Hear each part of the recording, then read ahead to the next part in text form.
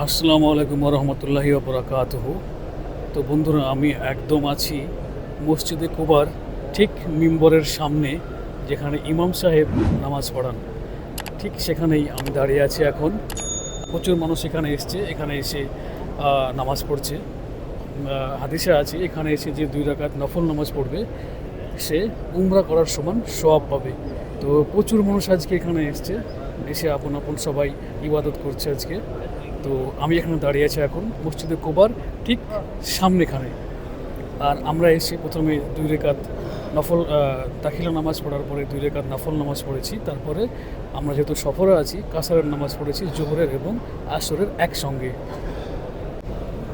মসজিদ অর্থাৎ আল্লাহর ঘর এমন একটি জায়গা যেখানে আপনি বিভিন্ন দেশের, বিভিন্ন ভাষার, বিভিন্ন বর্ণের, বিভিন্ন রকমের মানুষ দেখতে পাবেন, যে সবাই একে অপরের সঙ্গে কাঁধে কাঁধ মিলিয়ে আপনভাবে একই আল্লাহর ইবাদত করে যাচ্ছে, যেটি ইসলাম ধর্মকে অন্য সব ধর্মের থেকে আলাদা করে।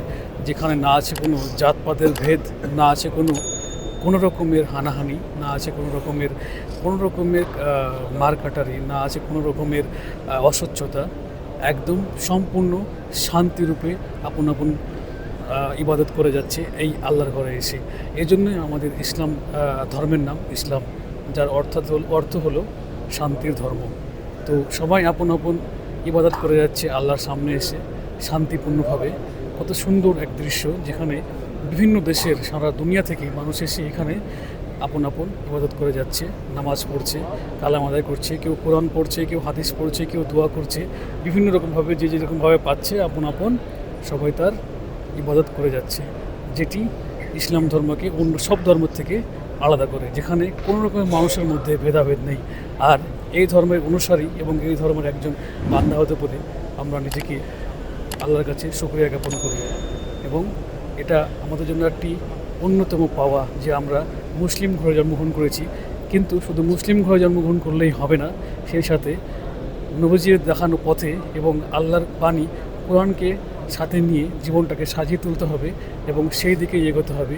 এর সাথে আমাদের যে ভবিষ্যৎ প্রজন্ম, তাদেরকেও যেন আমরা এই পথেই পরিচালনা করতে পারি, এই নিয়াত নিয়ে আগে বাড়তে হবে। তবেই আমাদের আসল সফলতা। শুধুমাত্র মুসলিম নাম ধারণ করাটাই নেই।